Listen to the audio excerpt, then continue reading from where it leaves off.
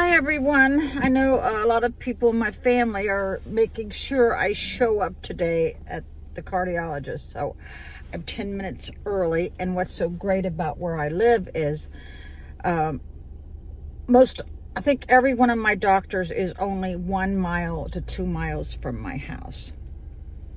And that is wonderful. I got an extra 15 minutes this morning because when I checked the ETA, I go, oh my God, it's just 1.5 miles from my house. So since I've been away all weekend, I got a lot of housework and to do. I got to unpack again. It seems like just last week I was unpacking from Mexico. Now I'm unpacking from my weekend of visiting my relatives, so that the rest of this month I am not going anywhere other than maybe Walgreens and the grocery store. I got to get my house ready for spring. It's already spring. So yeah, I'm sitting here at the doctor's office. I'm going to get them to, write the order. They wanted to do it last time, and I said, let me think about it. Well, I want them to write the order so that I could go in and have the, I think it's the angiogram. I guess there's 2 different types. One is where if they find a blockage, they can put the stent in right away. I think I'm just going to go for that one. The other one is where they don't do any necessary repairs. I think that's the CT one. I'm not sure. I researched it a couple months ago, but then I forgot. So whenever you go to the doctors, you always got to bring all your meds. I've been on the same meds for 25 years, I guess.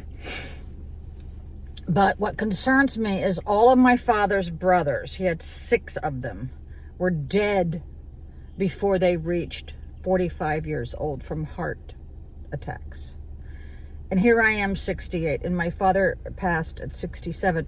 The only reason why he was the exception is that my mother took very good care of him, always making sure that he made his doctor's appointments and took his meds. And my father was very good about that. I think that's the only reason why he lived longer than his brothers. Now, the problem, what killed my dad was smoking. And I think what killed most of his brothers is drinking.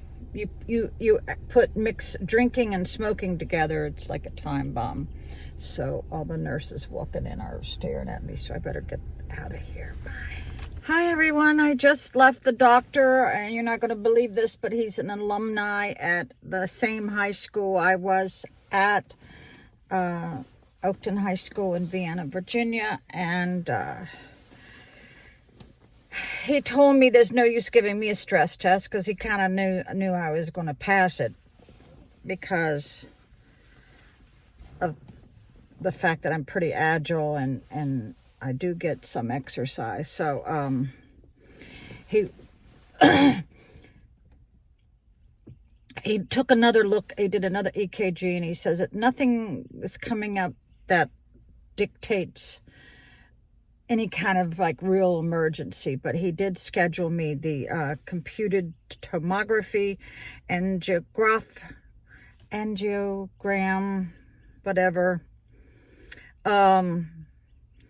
But he wants me to take a beta blocker to slow down my heart during the thing. No caffeine for 12 hours. And it's going to be done at the hospital. And I have to sign a consent. And he's very, very concerned about my fatigue. And he said it's very important that I get some new blood work done because I'm going to go see my regular doctor in a couple weeks. And he said, you need to have your thyroid checked. So I told him I once went to the hospital with my brother and his wife, Diane, and for serious heart pain. And come to find out, they gave me Dilaudid and morphine and all this stuff. Nothing worked. So then they came back and said, oh, you have a pinched nerve. And it was right here from care. I stacked 2 cords of firewood, which caused a pinched nerve. And the minute they put me on the Medrol dose pack, which is a steroid, the pain went away. Yeah. And I did tell him that I went on antibiotics when I got back to the States. I took 5 pills of Augmentin, and the pain I was having went away.